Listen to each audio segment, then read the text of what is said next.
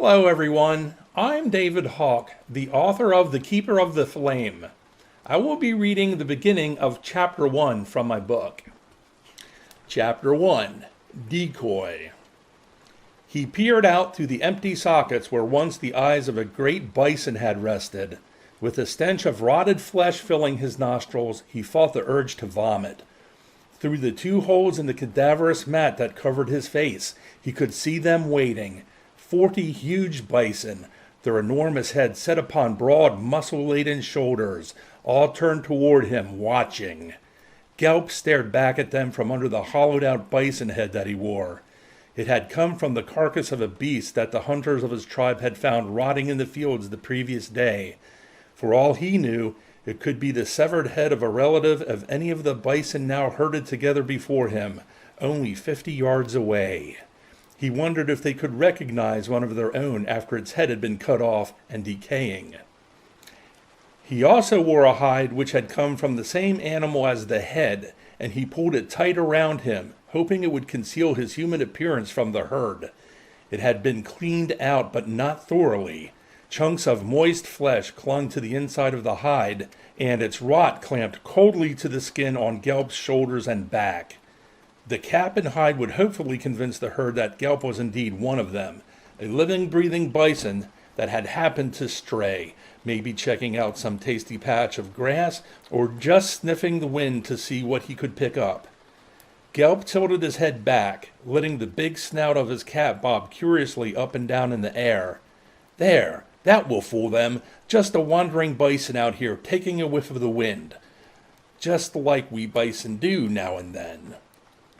Gelp gazed out beyond the herd to the group of lingering hunters. 20 men, some holding wooden spears, others brandishing clubs, hustled about in low crouches. They were repositioning themselves, forming a long line, shoulder to shoulder, then spreading out to lengthen the line. They faced the herd and began to move toward it, taking slow, deliberate steps. The bison began to shuffle about, their attention divided between the advancing hunters on one side and the strangely gaunt but seemingly bison-like figure on the other. The huge animals started to move toward Gelp, their hooves haltingly stepping away from the approaching horde of humans. This was the beginning of it all, thought Gelp. The hunters were forcing the bison in his direction, the direction that would lead to the great beast's doom. Gelp turned his head around, being careful not to let his bison cap fall off. About 100 yards behind him, across a stretch of field, the ground suddenly disappeared in a sharp line. Nothing seemed to lay beyond it until the distant mountains rose many miles away. The only other thing visible was the vast stretch of blue sky above.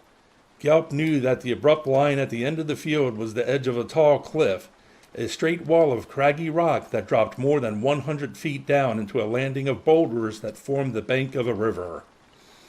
Gelp also knew that a certain place in that land's end lay a crevice that the hunters had previously prepared for him, a slight gorge in the brown rock of the cliff that was cut down from the edge just far enough and wide enough to hide a person. Gelp had crouched in that crevice yesterday. The hunters had held him by the arms as he lowered himself, quaking with trepidation, into the roughly hewn fissure. He now peered intently at the edge of the cliff. He spotted them, 2 rocks that had been placed to either side of the crevice so that he could readily find it in a panic. For in a state of panic, he would most likely be.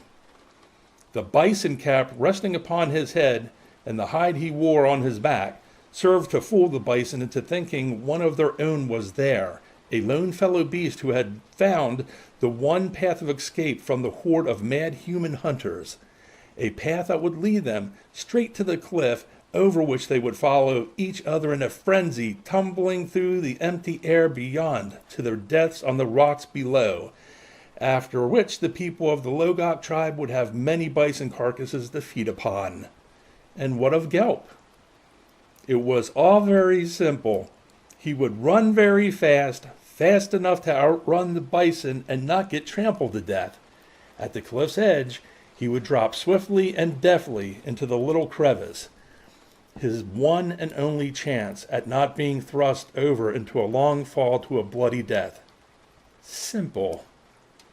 He stared for a long moment at the two stones marking the only place he could survive the impending stampede, trying to memorize their exact position on the long line that separated the earth from the sky. He turned back toward the herd. The cap quivered on his head. He was shaking so badly he couldn't see out the peepholes. The inside of the cap was drenched with sweat. Some of it dripped down his forehead, stinging his eyes. The hunters were advancing faster on the bison, scuttling in a loose band on their side of the herd. The men bobbed up and down on bent legs and raised their hands in the air, then brought them back down like waves on a lake. As they moved in their strange dance, they also made weird howling sounds, and their lips protruded oddly outward to add more volume to their unearthly cries. The bison ambled quickly away from the strange mob of humans and headed directly toward Gelp. If any strayed to either side, the man on the end of the line would rush forward to force the beast back on course toward the cliff. The beasts were only 40 yards away from Gelp and closing. At 30 yards, the bison broke into a gallop. The hunters had told Gelp that the bison had to be close enough to follow him when he ran, and now he believed that this was close enough. 25 yards. Definitely close enough. But he couldn't move. His eyes were locked on the lead animal's big black eyes. He heard the throbbing of the beast's breath as if it were right next to him. "Go, Gelp, go now!" The order did not come from Turgan, the master huntsman of the tribe, but from his father, Glock. From beyond the herd, Glock screamed frantically, "Go, go, go!" With the charging bison 20 yards away, Gelp spun and ran away from them, toward the cliff. The sound of the beast's hooves pounding the ground behind him sent his heart racing, and he could feel his paws beating against his chest. He ran as fast as he could, forcing his legs to pump faster and faster until he was leaping across the field in great bounds. He had never run this fast in his life, but the noise of the stampeding bison grew louder with every second until the sound filled his ears like thunder. Any moment he might feel the horns of the lead bison ramming him in the back. For a moment, Gelp saw nothing, not the ground under his feet, nor the edge of the upcoming cliff, nor the far reaches of the sky beyond. His mind was blinded by the terror of the charging horde behind him. Then a voice broke out over the clamorous din, a wild yell, almost drowned by the fury following him. It was his father. "You're going the wrong way!" Suddenly, Gelp's vision returned in a flash, and he saw that he was rapidly approaching the cliff. Its edge was only 30 yards ahead of him. How could he be going the wrong way?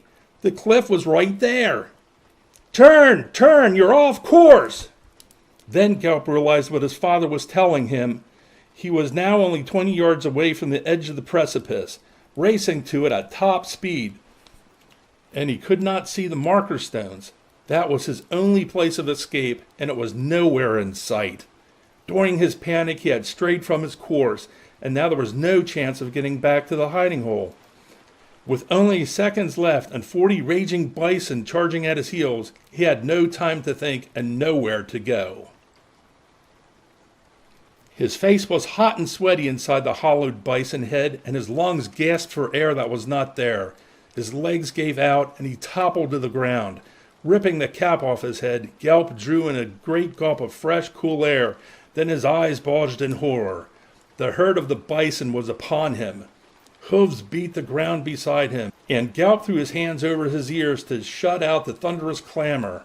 The ground shook with the weight of the immense animals, and their stench filled the wind they made in their rush. A couple of bison passed so closely to him that he could feel the hairs of their legs swipe his shoulders. Then, through the hazy cloud of dust filling the air, he saw the next bison charging straight at him. Gelp rolled to his left, and a second later the hooves of the massive beast pounded the ground where he had just been lying. Suddenly, the noise and commotion seemed to lessen.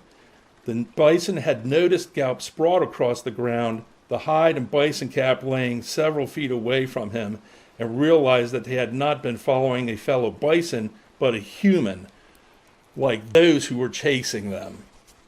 The herd hesitated when they saw the edge of the cliff.